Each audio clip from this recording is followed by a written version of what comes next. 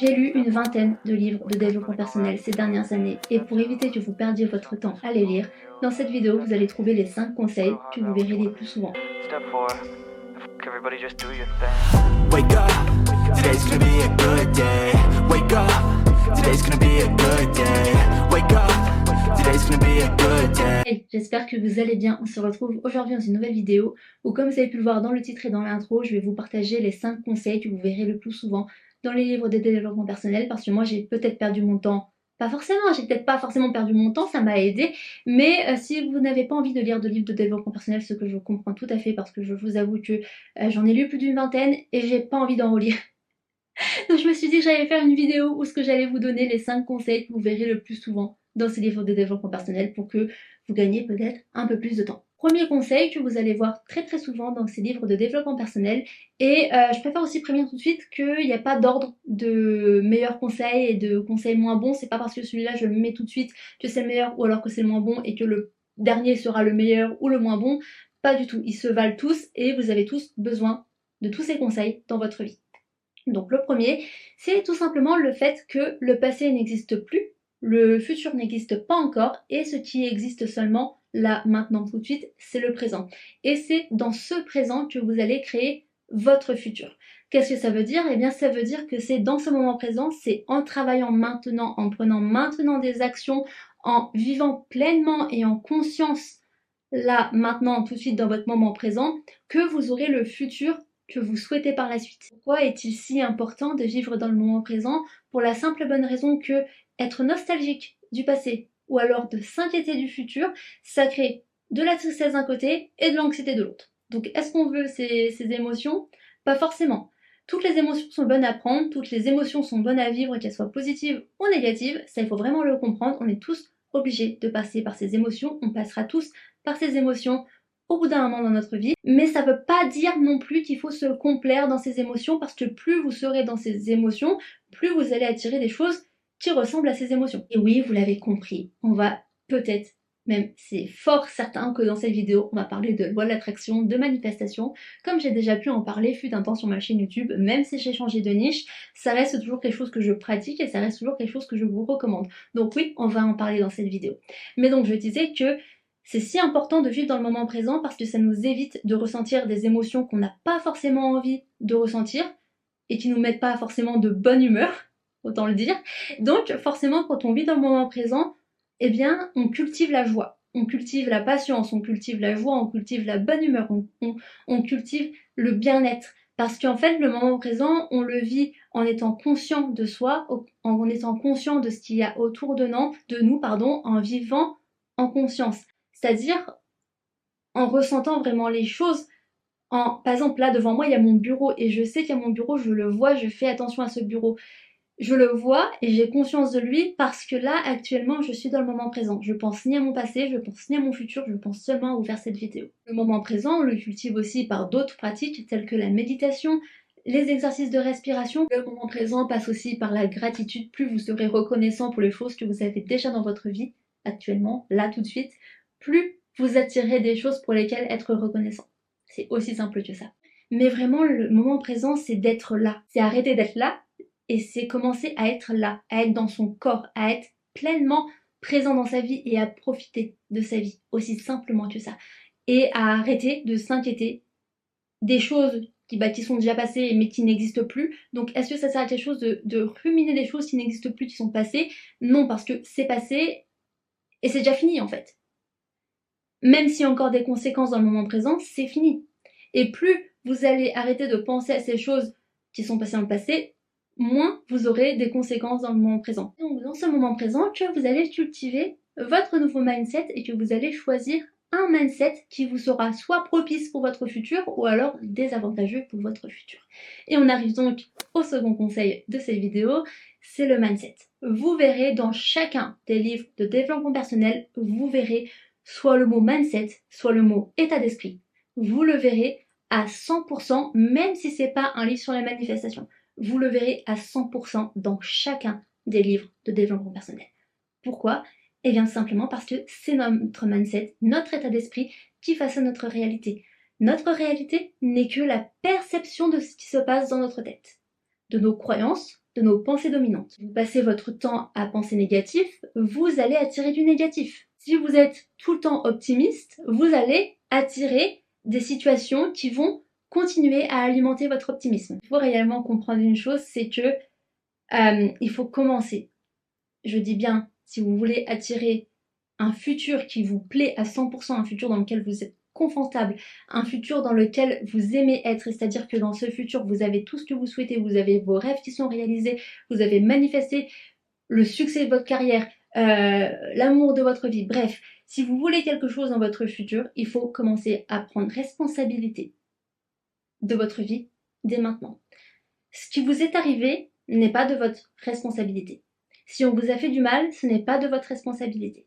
Mais ce qui est de votre responsabilité, c'est votre manière de réagir et c'est ce qui se passe en vous. Donc concrètement, si vous souhaitez un futur qui vous plaît et qui correspond à vos attentes, il faut choisir dès maintenant un mindset qui sera favorable à ce futur. Il va falloir choisir les pensées que vous aurez le plus possible, les pensées qu'il va falloir penser le plus possible dès maintenant. Ça peut être par des affirmations positives, ça peut même être en créant un alter ego. Un alter ego, c'est tout simplement une version de vous qui a déjà ce qu'elle veut. Donc en fait, la question que vous allez vous poser, c'est qu'est-ce que je vais ressentir? Quelles seront mes pensées? Comment j'agirai quand j'aurai les choses que je souhaite, quand j'aurai le futur que je souhaite? Et il va falloir commencer à incorporer ces pensées, ce style de vie, cette manière d'agir et en gros, vos pensées dominantes dès maintenant. Il va falloir commencer à penser comme la personne qui pense, qui a de votre futur, qui a ce qu'elle désire. Pour faire court, si vous souhaitez avoir confiance en vous, eh bien il va falloir commencer à penser comme une personne qui a confiance en elle, à commencer à agir comme une personne qui a confiance en elle et tout simplement à vivre comme la personne qui a confiance en elle. Et bien évidemment, ça ne se fera pas en un claquement de doigts et ça j'en suis désolée, on le voudrait tous. On voudrait tous de cette magie mais malheureusement c'est pas forcément le cas. Bon, la manifestation, ça peut être quelque chose de très magique, ça je le conçois, mais la façon de le faire n'est pas si magique et elle est logique en fait. Ça va forcément vous demander de la patience et de la persistance et on arrive au troisième conseil qui est la persistance et la constance. Parce que, en fait, je ne sais pas si vous le savez, il existe la théorie des 21 jours. La théorie des 21 jours, c'est tout simplement qu'on commence à s'habituer à une nouvelle méthode, une nouvelle habitude, une nouvelle façon d'agir en 21 jours. En fait, une habitude commence à s'implanter dans notre esprit, dans notre manière d'agir, dans notre corps en 21 jours. Puis après, elle a besoin d'être solidifiée pendant encore quelques semaines. Et c'est pour ça que moi, je vous recommande le 90 jours. Je crois même qu'une fois, je l'avais déjà vu sur Internet. Donc, je pense que les 90 jours sont avérés. Mais voilà, une habitude, ça ne se fait pas du jour au lendemain. Ça prend vraiment du temps. Donc, il faut persister. Il faut être constant. Et il faut vraiment persister et persévérer dans votre nouvelle façon de penser, dans votre nouvelle façon d'agir, tout simplement dans votre nouvelle façon d'être. Parce qu'en fait, il faut savoir qu'on a tous des compétences, c'est-à-dire qu'on peut tous réussir à être quelqu'un.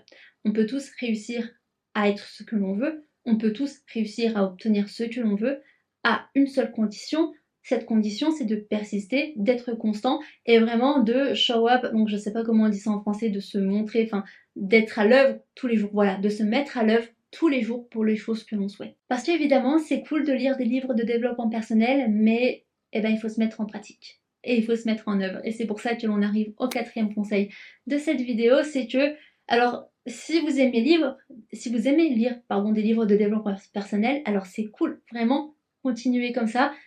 Je vous incite fortement à le faire, vraiment si ça vous aide. Mais, parce qu'il y a bien un mais, c'est comme tout. Livre de développement personnel, ça peut être autant une addiction que TikTok. Je vous remets ma vidéo juste ici parce que j'ai arrêté TikTok et je vous explique pourquoi c'est très mauvais pour votre santé mentale, surtout si vous faites un travail sur vous. Alors, vraiment, si vous faites un travail sur vous, arrêtez TikTok. Je vous remets ma vidéo pour vous expliquer. Mais les livres de développement personnel peuvent être une addiction, une drogue comme une autre. Pourquoi? Parce que parfois on a tellement envie de changer, de faire bien les choses, de guérir, qu'on se dit que lire des livres de développement personnel, c'est le premier pas, mais aussi la chose qui va changer notre vie. Et ça peut. Mais en fait, il faut réellement comprendre qu'un livre de développement personnel, ça peut être aussi un échappatoire. Ça peut être un échappatoire et une façon de se plonger dans ça pour apprendre sans mettre en pratique. Beaucoup de gens, en fait, moi je sais qu'en fait, quand je parlais de manifestation, beaucoup de gens me disaient je regarde toutes tes vidéos, je sais comment on manifeste et pourtant je n'arrive pas à manifester.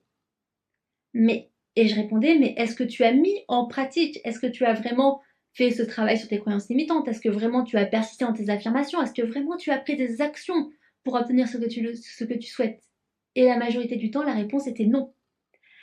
Beaucoup de gens ont tendance à s'alimenter d'informations et à lire plein de livres de développement personnel, et c'est pour ça que je fais cette vidéo, parce qu'en fait dans chacun des livres de développement personnel vous verrez la même chose sous différentes formes d'écriture, sous différents formats, mais le fond il reste le même en fait, les conseils restent les mêmes. C'est pour ça qu'en fait moi j'ai arrêté d'en lire, parce que j'avais pas l'impression que ça me servait à quelque chose de lire encore plus. Et je m'étais dit, mais moi j'ai déjà toutes les informations, je sais déjà comment on manifeste, je sais déjà ce qu'il faut que je fasse par exemple pour guérir de mon anxiété, enfin de l'anxiété, il faut que j'arrête de dire mon anxiété. Voilà, moi, vous voyez, moi aussi je travaille sur ça. Et je sais comment vivre dans le moment présent, je sais comment guérir d'un traumatisme, je sais comment éliminer mes croyances limitantes, reprogrammer mon subconscient. Alors, mais après avoir su tout ça, j'ai mis en pratique. Et quand j'ai mis en pratique, j'ai vu qu'en fait, je n'avais plus besoin de ces livres de développement personnel qui, dans le fond, racontent tous la même chose. Pour en venir à la conclusion de ce quatrième conseil, c'est le fait qu'il faut se mettre en action au bout d'un moment. Même si ces actions font peur, et parce qu'on arrive donc au cinquième et dernier conseil de cette vidéo, la confiance en soi, ça s'attire en sortant de sa zone de confort. Ce que vous souhaitez, vous l'aurez en sortant de votre zone de confort.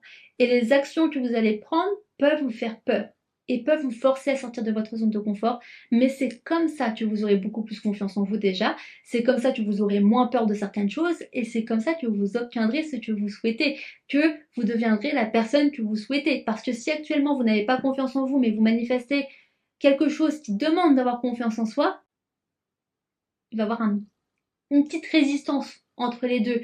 Donc vous n'êtes pas obligé d'avoir confiance en vous pour obtenir la chose que vous souhaitez, mais vous devez faire des choses qui vous sortent de votre zone de confort et qui vous demandent de prendre des actions même si vous avez peur. Parce que la plupart des choses que vous allez entreprendre, vous allez en avoir peur. C'est normal. C'est normal d'avoir peur de quelque chose qui nous est inconnu. Mais il faut le faire même en ayant peur. Faites-le même si vous êtes effrayé. Parce que je vous assure que c'est comme ça que vous aurez beaucoup plus confiance en vous, que vous ayez réussi ou non. Par exemple, si vous testez, je sais pas, je vais prendre un truc très bateau, mais par exemple, si vous voulez apprendre une nouvelle langue, il se peut que dans les débuts, vous échouez dans l'apprentissage de cette nouvelle langue. Mais vous aurez confiance en vous parce que vous aurez essayé. Et plus vous allez essayer, plus vous aurez confiance en vous, et plus vous allez encore plus réussir en fait. Donc, essayez.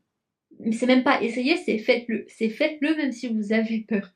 Si j'ai vraiment un conseil à vous donner, c'est peu importe si vous avez peur, il faut le faire. Donc voilà pour cette vidéo et sur les 5 conseils que vous retrouverez forcément dans chacun des livres de développement personnel. Peut-être pas tous, peut-être que dans un des livres de développement personnel, il n'y en aurait qu'un dans celui que je viens de citer. Mais dans tous les cas, dans chaque livre de développement personnel, il y a la même chose est répétée constamment, sous différents formats. Mais dans tous les cas, je vous ai fait gagner du temps avec cette vidéo, donc si ça vous a plu, n'hésitez pas à laisser un petit like, n'hésitez pas à me dire en commentaire ou à dire tout simplement dans les commentaires si vous avez d'autres conseils, ça pourra aider le plus de monde possible, j'en suis sûre et certaine. N'hésitez pas aussi à vous abonner, ça me fait plaisir, ça m'encourage, en plus de ça, c'est gratuit. Moi sur ce, je vous fais de gros bisous et on se dit dans une prochaine vidéo. Peace!